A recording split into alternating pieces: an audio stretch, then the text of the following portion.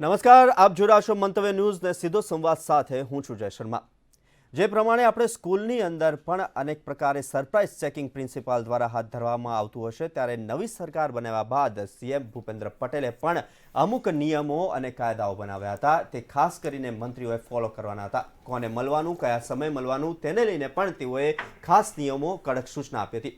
તેને જ લઈને જ્યારે આજે સરપ્રાઇઝ ચેકિંગ હાથ ધરવામાં આવ્યું છે અને આ જે સરપ્રાઇઝ ચેકિંગ હાથ ધર્યું કૃષિ મંત્રીએ, તેને લઈને ત્યાં લોકોમાં ફફડાટ જોવા મળ્યો, કેમ કે ઘણા જે ત્યાંના હતા કર્મચારીઓ તે લેટ આવતા હતા તેવું પણ સામે આવ્યું છે। કોણ લેટ આવશે તે તો હવે તપાસનો વિષય છે। કોણ લેટ આવતા હતા તેની પણ તપાસનો રિપોર્ટ આપવાનું તેઓએ કહ્યું છે। તેને લઈને હાલ જો જોવા જઈએ તો મંત્રીઓને જે પ્રમાણે કહેવામાં આવ્યું છે તે પ્રમાણે એક્શન ઉપર મંત્રીઓ જોવા મળી રહ્યા છે। આ જ મુદ્દા સાથે આપણે ચર્ચા કરીશું સીધો સંવાદમાં।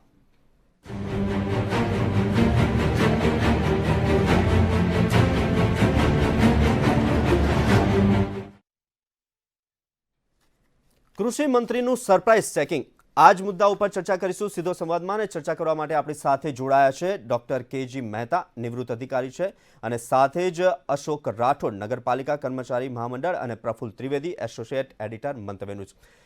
જે પ્રમાણેની ઘટના સામે આવી છે આ પ્રથમ વખત તો થયું નથી, અગાઉ પણ આપણા મંત્રીઓ જે તેમને એક ફિલ્મ સાથે પણ સાંકળવામાં આવતા હતા અને નાયક ફિલ્મ સાથે પણ તેમને સાંકળીને આ પ્રકારની અનેક મંત્રીઓએ ઓચિંતીની મુલાકાત લીધી છે। નીતિન પટેલની વાત કરીએ, રાજેન્દ્ર ત્રિવેદીની વાત કરીએ, પણ જે પ્રમાણે આજે કૃષિ મંત્રીએ, રાઘવજીએ જે પ્રમાણે અચાનક જ સરપ્રાઇઝ ચેકિંગ હાથ ધર્યું, ઘણી જગ્યાએ આપ જોશો તો લોકો ઊંઘતા ઝડપાતા હોય છે, પણ આ વખતે કંઈક અજુગતું બન્યું છે, કંઈ જ બહાર નથી આવી રહ્યું। પણ કોણ ઊંઘતા ઝડપાયું તે તપાસનો વિષય છે। તેના આદેશો પણ આપવામાં આવ્યો છે અને સ્વચ્છતા ઉપર પણ ખાસ ભાર મૂકવામાં આવ્યો છે।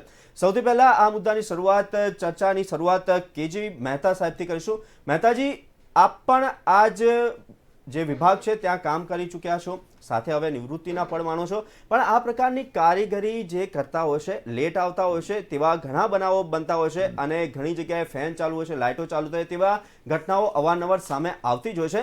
તો આ પ્રકારની મંત્રીની સરપ્રાઇઝ ચેકિંગથી કર્મચારીઓમાં કેવો ભય રહે છે અને તે કેટલું સારું? સામાન્ય રીતે આપણે જોઈએ તો ઓફિસના ટાઈમ તો નક્કી જ હોય છે કે ભાઈ 10:30 થી 5:30 કે પછી 10 ને 10 થી 6 ને 10 એ પ્રમાણે જે પણ ગવર્મેન્ટ તરફથી નક્કી થયેલા હોય એ પ્રમાણે કોઈ પણ કર્મચારી એ સમયે આવવા માટે બંધાયેલા છે। તો એ માટે આમ જોવા જઈએ તો એક તો જે કર્મચારી કામ કરતા હોય એનું પોતાનું મોરલ કેરેક્ટર એના ઉપર આધાર રાખે। જે માણસ સિન્સિયર છે એ ચોક્કસ એના સમયનું પાલન કરશે, પછી ઓફિસમાં ગયા પછી એનું જે કામ છે એ પણ સમયસર કરશે, બધું થશે। પણ એ માટેનું આપણે જાણીએ છીએ સમાજમાં આજે પોતે પોતાની રીતે જવાબદારી નિભાવે એ પ્રકારની વ્યક્તિત્વ ધરાવતા કેટલી વ્યક્તિઓ છે? તો સામાન્ય જોવા જઈએ તો મારી દ્રષ્ટિએ તો માંડ 5-7% વધારે મળે જ નહીં।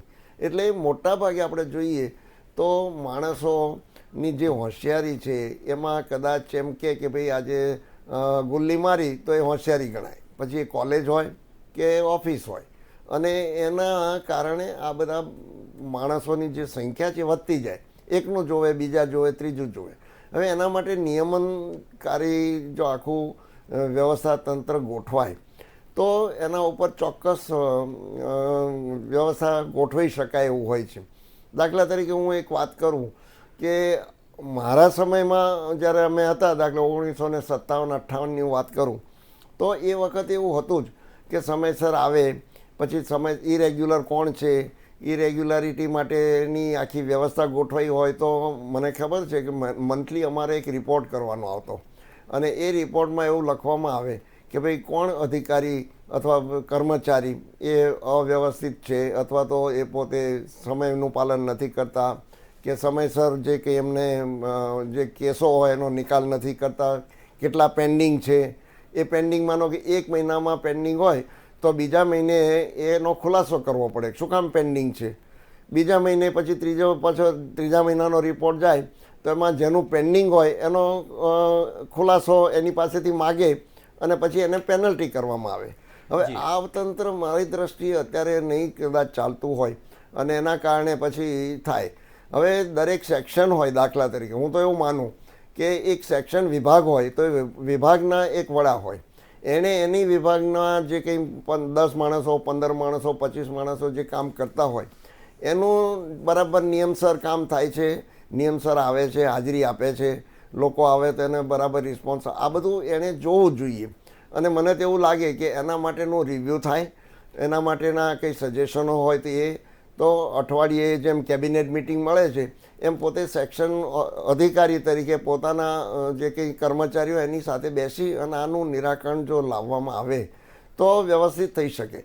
અથવા તો એટલે બે રીતે, એક તો એ વ્યક્તિ જે કામ કરતા છે એનું પોતાનું, મેં કીધું એમ, પોતે સિન્સિયર હોય, સમજુ હોય, પોતાની ફરજ નિભાવવા માટે એ પોતે નક્કી જ હોય તો બરાબર થઈ શકે. અથવા તેની ઉપર એવું દબાણ હોય જેને આપણે બીક કહીએ આમ તો, એટલે તો એના કારણે કેટલાક તત્વો હોય તો એને તમે કંટ્રોલ કરી શકો અને એના માટેની આખી વ્યવસ્થા ગોઠવવી પડે. પ્રફુલ્લ સર, તમારી પાસે આવવા માંગીશ. જે રીતના કાંતિભાઈએ કીધું કે એ લોકોએ મંથલી રજિસ્ટ્રાર ભરવાનું હતું, રિપોર્ટ આપવાનો હતો, તેની પર સમીક્ષા બેઠક યોજાય અને સાથે તેમની ચર્ચા વિચારણા કરાય અને જો કામ ના થયું તો તેને લઈને પણ આગળ શું રિપોર્ટ છે તે કરવામાં આવતું હતું. પણ અત્યારે ડિજિટલાઇઝેશન પણ એટલું જ થઈ ગયું છે તો પણ આવી રીતના વહેલા મોડાની કામગીરી જોવા મળી રહી છે, ગેરહાજરની કામગીરી જોવા, તો એનો રિપોર્ટ નહીં જતો હોય, આપનું શું કહેવું છે? જય, સરકારી તંત્રમાં વહીવટી સુધારણાની બહુ જ તાતી જરૂર છે. અને એક બાબત આપણે ચોક્કસપણે સંતોષ લઈ શકીએ કે મુખ્યમંત્રી ભૂપેન્દ્રભાઈ પટેલે આ બાબતને ગંભીરતાથી લઈ અને પોતાના સાથી મંત્રીઓને અને ઉચ્ચ અધિકારીઓને એક તાકીદ પણ કરી છે કે હવે આવું બધું ચલાવી લેવામાં નહીં આવે. ઉચ્ચ અધિકારીઓની મિટિંગમાં એમણે કહ્યું હતું કે ભ્રષ્ટાચારના મુદ્દે 0 ટોલરન્સ અપનાવવામાં આવશે અને કોઈ ફાઇલ કોઈ અધિકારીના ટેબલ ઉપર લાંબો સમય પડી રહે તો એના ખુલાસા સાથે એ ફાઇલ CMOમાં મોકલવાની રહેશે, એટલે કે CM કાર્યાલયમાં મોકલવાની રહેશે.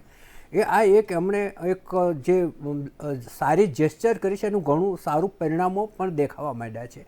તમામ મંત્રીઓ પોતપોતાના વિભાગોની અચાનક મુલાકાત લેતા થયા છે, જેમાં રાઘવજીભાઈએ આજે ઓચિંતા કૃષિ ભવનની મુલાકાત લીધી હતી ગાંધીનગરમાં. એ 11:30ની આસપાસ સુધીના સમયમાં ઘણા બધા બાબુઓ આવ્યા નહોતા અને એની એક નોંધ લેવામાં આવી છે. અને તમામ જે વિભાગો છે એમાં કયા કર્મચારીઓ આ રીતે વહેલા મોડા આવવા ટેવાયેલા છે એની પણ એમણે માહિતી માગી છે. આ ઉપરાંત સ્વચ્છતાની પણ વાત કરી છે. હવે સરકારી ઓફિસો છે ને, એમાં સૌથી મોટી જો ખામી હોય તો બે છે કે તો સ્વચ્છતાનો અભાવ હોય છે. એમની પાછળ ઘોડામાં ફાઇલો પડી હોય તો એમાં ધૂળના જથ્થા જામેલા હોય તો એ કોઈ સાફ કરતું હોતું નથી. ઘણી વખત તો પેસેજની અંદર પણ ફાઇલોના ઢગલા પડેલા હોય છે, લોકો પસાર થતા હોય છે તો નાકે રૂમાલ રાખવો પડે છે. અને બીજું છે લોકોને ધક્કા ખવડાવવાની ટેવ. મોટાભાગના કર્મચારીઓ અધિકારીઓ છે એ લોકોના કામો સરળતાથી કરવા ટેવાયેલા હોતો નથી, એને ધક્કા ખવડાવતા હોય છે. અને આ રીતે જ્યારે મુલાકાત લે ને ત્યારે એ પ્રેઝન્સ જોવાની સાથે સાથે આ પણ જોવું જોઈએ કે ભાઈ એની ટેબલ ઉપર ફાઇલો કેટલા સમયથી પડી છે અને કઈ ફાઇલમાં કેટલા સમયમાં નિકાલ કરવાનો તો હજુ નથી કર્યો. કેમ કે એ બધી બાબતો છે પ્રજાને પીડતી બાબતો છે. પેલો 5 મિનિટ મોડો આવશે તો પ્રજાને કદાચ ત્યાં 5 મિનિટ જ ઊભા રહેવું પડશે, પણ એની ફાઇલ 5 મહિના સુધી ક્લિયર નહીં કરે તો એને 5 મહિના સુધી એને ધક્કા ખાવા પડશે અને સોસાવવું પડશે.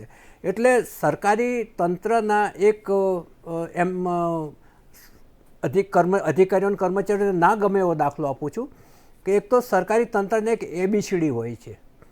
એ ABCD એ પ્રમાણેની હોય છે અશોકભાઈ કે કોઈ કામ લઈને આવે ને એટલે પહેલાં એવોઇડ કરે કે આ કામ નહીં થાય, નાથી શરૂઆત કરશે.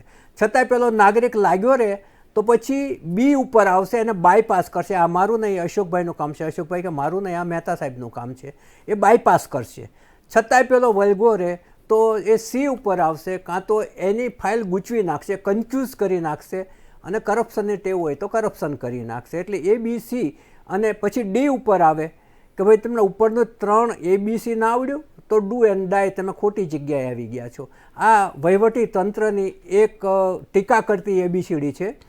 અને આવો જ એક બીજો દાખલો આપું કે રશિયાની અંદર એક પોલીસ વડા નિમાયા, એ એક જગ્યાએથી નીકળ્યા તો એક અવાવરું જગ્યાએ એક કોન્સ્ટેબલ એની રાઇફલ લઈને ઊભો હતો અને એમ થયું કે આજુબાજુ કોઈ વસ્તી નથી ને અહીંયા કેમ પોસ્ટિંગ છે. અને ત્યાં જઈને પીઆઈને પૂછ્યું તો એ કે આ તો મારા અગાઉના પણ કરતા હતા. એટલે પોલીસ અધિકારી ચીકણા હતા, થોડા આગળ ગયા તો એની હિસ્ટ્રી એવી નીકળી કે જ્યારે રાજાશાહી હતી ત્યારે જાર રાજાની કુંવરી ત્યાંથી ફરવા નીકળેલી અને એને ગુલાબ ખૂબ જ પસંદ હતું ને ત્યાં એક ગુલાબનો છોડ હતો.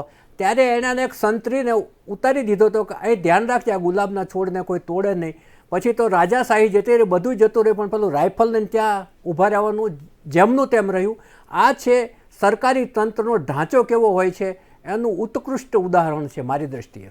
જે ચોક્કસથી ઉત્કૃષ્ટ ઉદાહરણ કહી શકાય. પણ સર બીજું એક પૂછવા માંગીશ તમને કે આ પ્રકારની મંત્રીઓ તાત્કાલિક ધોરણે એકદમ સરપ્રાઇઝ ચેકિંગ હાથ ધરે છે તો તેને લઈને કેવી અસર જોવા મળે છે અને કેટલા સમય સુધી જ રહે છે? એમાં એવું હોય છે કે તાત્કાલિક ચોક્કસપણે અસર પડે છે, દોડતા થઈ જાય છે. પછીના અઠવાડિયા 10 દિવસ 12 દિવસ સુધી સમયસર પણ આવતા થાય છે.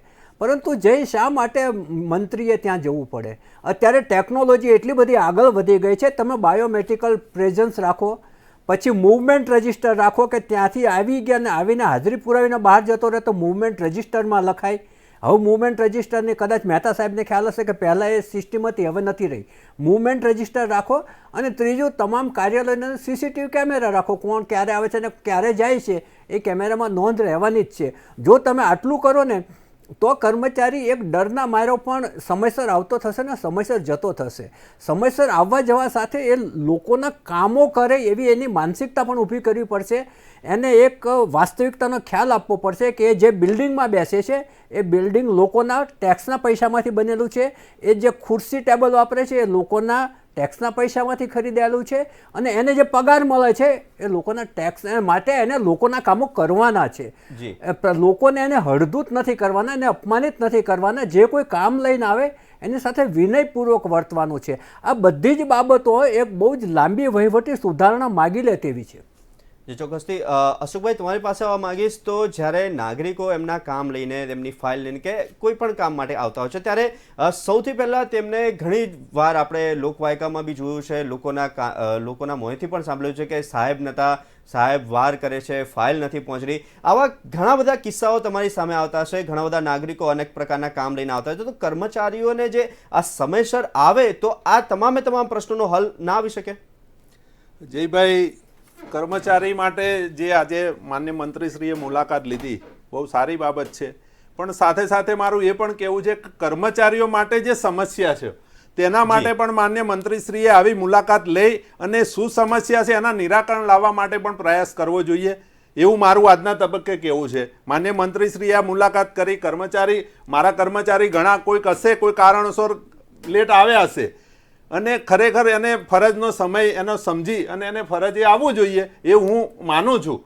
છતાં પણ જો કર્મચારી કોઈ બાબતે લેટ આવ્યા પણ જ્યારે કર્મચારી રાત્રે 8-9 વાગ્યા સુધી કામ કરતા હોય તો એની નોંધ લેવામાં નથી આવતી.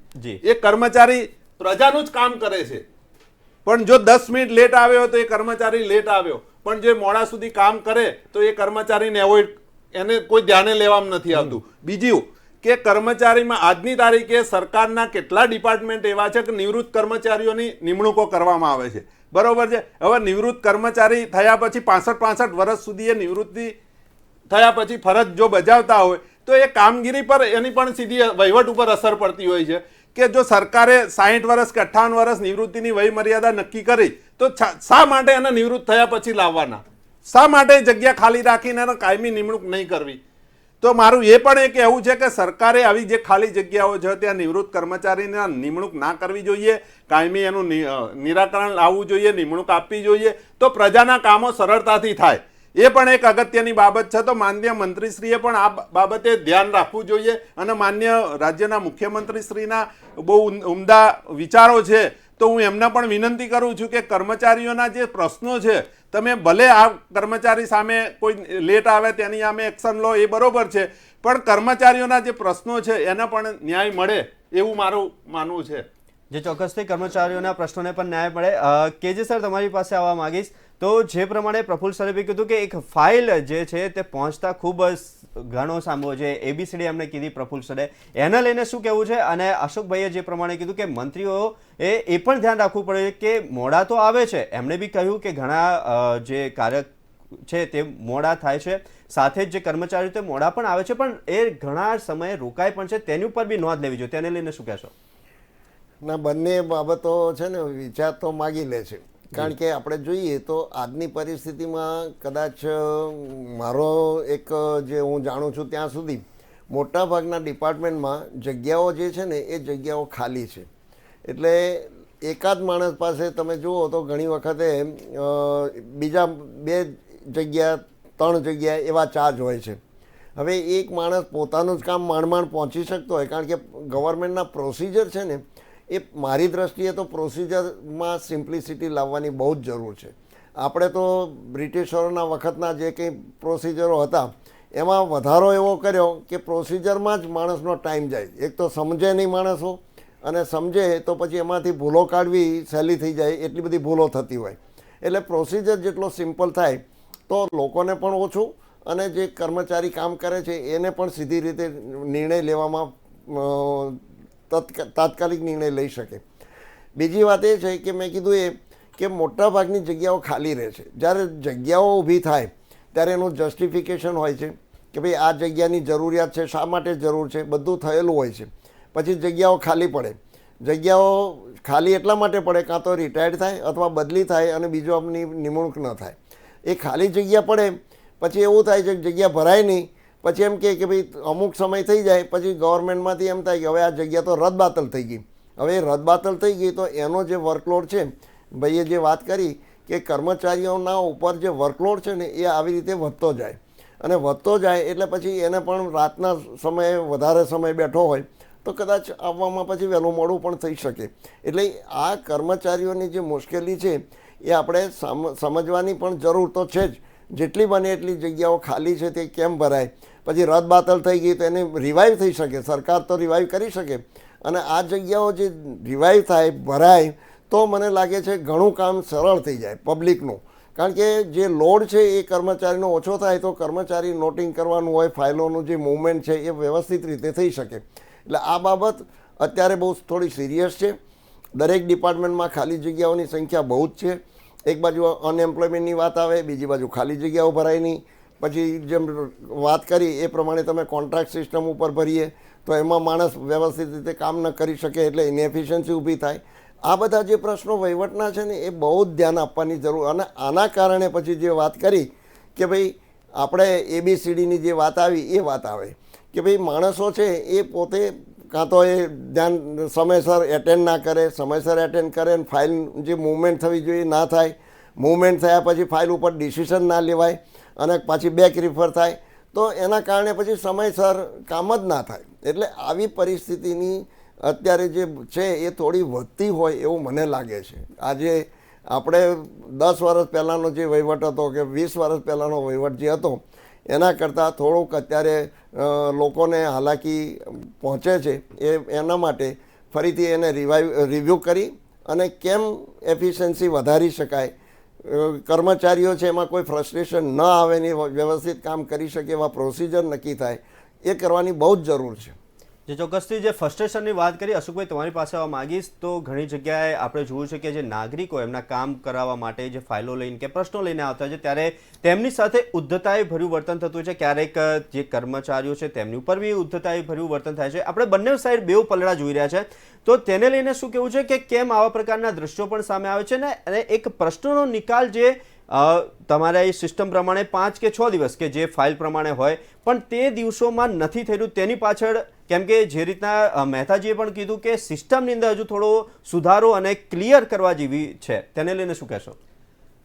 મારું કહેવું છે કે રાજ્ય સરકારની જે વહીવટી જે સિસ્ટમ છે એ સિસ્ટમમાં ઘણા જ સુધારા કરવાની જરૂર છે. અમે રાજ્ય સરકારને અવારનવાર રજૂઆતો કરી છે કે આવી જે બાબતો છે એના સુધારણા માટે તમારે એને નિર્ણય કરો કંઈ, છતાં પણ સરકાર એ બાબતે કોઈ નિરાકરણ લાવતી નથી. પરિસ્થિતિ છે આજની તારીખે સરકારની અંદર આઉટસોર્સિંગ કર્મચારી પાસે કામગીરી લેવાની હોય. હવે આઉટસોર્સિંગ કર્મચારી પાસે કામની શું તમે અપેક્ષા કેવી રાખી શકો?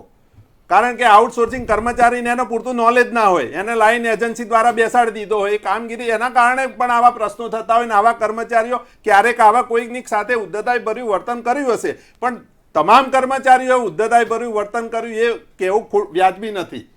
મારું કહેવું એટલું જ છે કે ક્યારેક આવા જે રોજમદાર કર્મચારી હોય કે આઉટસોર્સિંગ કર્મચારીઓ ક્યારેક કોઈકની સાથે કર્યું હોય, પણ એ ના કરવું જોઈએ. આખરે તમને પગાર વેતન મળે છે તો પ્રજાના કામ માટે મળે છે, પ્રજાનું કામ કરવું જોઈએ. પણ સરકારે સાથે એ કર્મચારીઓ માટે કે જે ખાલી જગ્યાઓ છે એને ભરવામાં આવે અને કાયમી જો કર્મચારીની નિમણૂક થાય તો વહીવટમાં પણ સરળતા થશે. એક કર્મચારી 10,000નો પગારદાર લેતો હોય ત્યારે એક કર્મચારી 1 લાખ પગાર લેતો હોય, તો આવી જે નીતિ છે સરકારે આ સુધારવાની જરૂર છે, તો વહીવટમાં સુધાર આવી શકે એમ છે. જે ચોક્કસથી વહીવટમાં સુધાર આવી શકે એમ છે. પ્રફુલ્લ સર, તમારી પાસે આવવા માંગીશ કે જે પ્રમાણે ફાઇલો અચકાઈને આગળ ક્યાંક પહોંચી રહી છે, ક્યાંક ફાઇલો પાછળ આવી રહી છે, તો તે નાગરિકને નથી ખબર હોતી કે મારું કામ ક્યાં પહોંચ્યું છે. ઘણી જગ્યાએ બાબુઓ નથી આવી રહ્યા, પ્રશ્નોના જવાબ સરખી રીતના નથી આપી રહ્યા. તેવા આખા જે વહીવટી તંત્ર ચાલુ રહ્યું છે તેની અંદર કેવા પ્રકારના ડિજિટલ રીતના કે ટેકનોલોજીના આપણે આની અંદર કેવી રીતના સાંકળીએ તો જેથી વ્યવહાર એકદમ સુમેળ ભર્યો રહે? જે બ્રિટિશરોનો જે વારસો છે ને, જી, જેને બાબુશાહી અને ફિત્તાશાહી કહે છે, લાંબી પ્રોસેસ છે, એમાં આપણા જે સત્તાવાળાઓ આવ્યા અને જે અધિકારીઓ આવ્યા એ અધિકારીઓમાં જે સુધારા કર્યા ને એ ફિત્તાશાહી ઘટાડવાને બદલે વધારી છે. જેને કારણે એક ફાઇલ છે એ એક ટેબલથી બીજે ટેબલ ને બીજે ટેબલથી ત્રીજે ટેબલ યાત્રા કર્યા જ કરે. દાખલા તરીકે મને અમદાવાદ મ્યુનિસિપલ કોર્પોરેશનનો અનુભવ છે એ કહું તમને, તો કોઈ કોન્ટ્રાક્ટર બિલ મોકલે તો 7 ટેબલ ફરીને 8મા ટેબલે જાય અને ત્યાંથી ઓકે થાય એટલે પાછું સીધું પહેલાં પૈસા ના જાય, એ પાછું 7 ટેબલ થઈને પાછું જાય. શા માટે આટલો બધો ટાઈમ વેસ્ટ કરવામાં આવે છે? એટલે જે સરકારી અધિકારીઓ અને કર્મચારીઓ છે એને જે નાગરિકનો સમય છે એનું જે પાલન કરવું જોઈએ કે નાગરિકને ઓછામાં ઓછી હાલાકી પડે અને એનો જે પ્રશ્ન છે એનો ઝડપથી નિવેડો આવે એ પ્રકારનું તંત્ર ગોઠવાવું જોઈએ. આજે તમે જુઓ કે દરેક સરકારો પોતાના સમયમાં વહીવટી તંત્ર સારું ચાલે છે અને લોકોના કામો ઝડપી થાય માટે પ્રયાસો કરતા જ હોય છે. તમે જુઓ તો કેશુભાઈના વખતે નાગરિક અધિકાર પત્ર આવ્યું હતું કે જેની અંદર દરેક કામના સમય બાંધ્યા હતા કે આ કામ 3 દિવસે પતવું જોઈએ, પ્લાન પાસિંગનું કામ છે તો 1 મહિનાની અંદર પતવું જોઈએ, ગટર ઉભરાવાની ફરિયાદ આવે તો 24 કલાકમાં પતવું જોઈએ. આ બધાને એક એમણે નાગરિક અધિકાર પત્ર બહાર પાડ્યું હતું. એ સરકાર ગઈ પછી એ નાગરિક અધિકાર પત્ર છે એ માળીએ ચડી ગયું. એક સરકારે એક બારી પ્રથા કરી હતી, કોંગ્રેસની સરકાર હતી એ વખતે, અને એ તમારે અલગ અલગ વિભાગમાં ફરવું ના પડે, એટલે એક બારી ઉપર તમે જઈને તમારી વસ્તુ રજૂ કરો એટલે પછી ત્યાંનો સ્ટાફ છે એ નક્કી કરે કે આ કોને મોકલવાનું છે અને એ પછી પતિને ત્યાંથી જ જવાબ મળે. એક બારી પ્રથા આવી, એ પણ બંધ થઈ ગઈ. પછી ચિમનભાઈના વખતમાં એક આવ્યું હતું ભ્રષ્ટાચાર નિવારણ અને ફરિયાદ સેલ, કે દરેક વિભાગની અંદર એક ક્લાસ 1 અધિકારી હતા જે લોકોની જે કર્મચારી પાસેથી જો કામ ના પતતું હોય તો એને ફરિયાદ કરી શકે. આજે હું એક ડિપાર્ટમેન્ટની અંદર જાઉં અને મારું કામ નથી પતતું તો મારે કોની આગળ ફરિયાદ કરવી, કે એણે કોઈ માની લો કે હપ્તો માગ્યો કે એવું કાંઈ કર્યું તો મારે કોને ફરિયાદ કરવી એનું કોઈ તંત્ર જ નથી હોતું. એટલે એક અધિકારી એવા પ્રકારના રાખવામાં આવ્યા હતા સ્પેશિયલ દરેક ડિપાર્ટમેન્ટની અંદર. એ પ્રથા પણ 1 વર્ષ ચાલીને 1 વર્ષ પછી ઉચ્ચ અધિકારીઓએ સમીક્ષા કરીને બંધ કર્યું કે આ નથી ચાલે એવું. એટલે વહીવટી સુધારણાની જે લાવવામાં આવે છે એ પણ લાંબુ ચાલતું નથી. કેમ કે ઘણા બધા લોકોને એવો રસ હોય છે કે ફાઇલ સરળતાથી જો ક્લિયર થઈ જાય તો એમને સલામ મારવા કોણ આવે. જી, એટલે કર્મચારીઓની પણ મનોવૃત્તિ ઘણી વખત એનું કામ લાંબો સમય પોતાના ટેબલ ઉપર પડ્યું રહે એમાં રસ હોય છે. જે ચોક્કસથી પ્રફુલ્લ સર જે પ્રમાણે ટેબલની વાત કરી, કેજી સાહેબ તમારી પાસે આવવા માંગીશ. તો જે પ્રમાણે અત્યારે તમારા ભૂતકાળની અંદર રજિસ્ટ્રાર એ બધા નિયમો ચાલી રહ્યા હતા, પણ અત્યારે ડિજિટલાઇઝેશન આવી ગયું છે, ટેકનોલોજીનો ભરપૂર ઉપયોગ થઈ શકે છે, પણ તે નથી થઈ રહ્યો તેવું પણ બની શકે છે. કેમ કે જો બાયોમેટ્રિક અને તેમનો રિપોર્ટ જો ઓફિશિયલી હવે તો ટેકનોલોજી આગળ આવી ગઈ છે, તો શું ટેકનોલોજીનો અભાવ પડી રહ્યો છે આ બધા વિભાગોમાં? હા, એ વાત સાચી છે. કારણ કે અત્યારે શું છે, મોટાભાગના વિભાગોમાં જે કામ કરનાર માણસો છે ને એ પૂરેપૂરા ડિજિટલાઇઝ ટેકનોલોજીથી માહિતગાર હોય એવું આપણને જોવા મળતું નથી. અને બીજું કે જે જૂની પ્રથા હતી એ બંધ થાય છે. એટલે શું થાય કે નવી પ્રથા જે છે એની પૂરેપૂરી જે વ્યવસ્થા ગોઠવાવી જોઈએ એ ગોઠવાય નહીં અને પેલી જૂની પ્રથા બંધ થાય. એના કારણે કેટલાક કેસીસ પણ ઊભા રહે છે. દાખલા તરીકે હું આપું કે ભાઈ ગામડાની અંદર તમારે પોર્ટલ દ્વારા જ્યારે નક્કી થાય પછી ઓનલાઈન એપ્લિકેશન સબસિડી માટે ખેડૂતોએ કરવાની. હવે ખેડૂતોને પોર્ટલ ક્યારે બહાર પડે છે, શું છે એને ખબર ના હોય. ઓનલાઈન કદાચ આપણને પણ અત્યારે ખબર નથી પડતી કે કેવી રીતે એપ્લિકેશન કરવાની, એને મોકલવાની, પાછું ફિઝિકલ તો પાછું મોકલવાનું જ હોય. એટલે આ બધા જે પ્રોસિજર છે ને મારી દ્રષ્ટિએ પહેલાં જે ચાલતું હતું વ્યવસ્થિત એમાં પણ તકલીફ થઈ.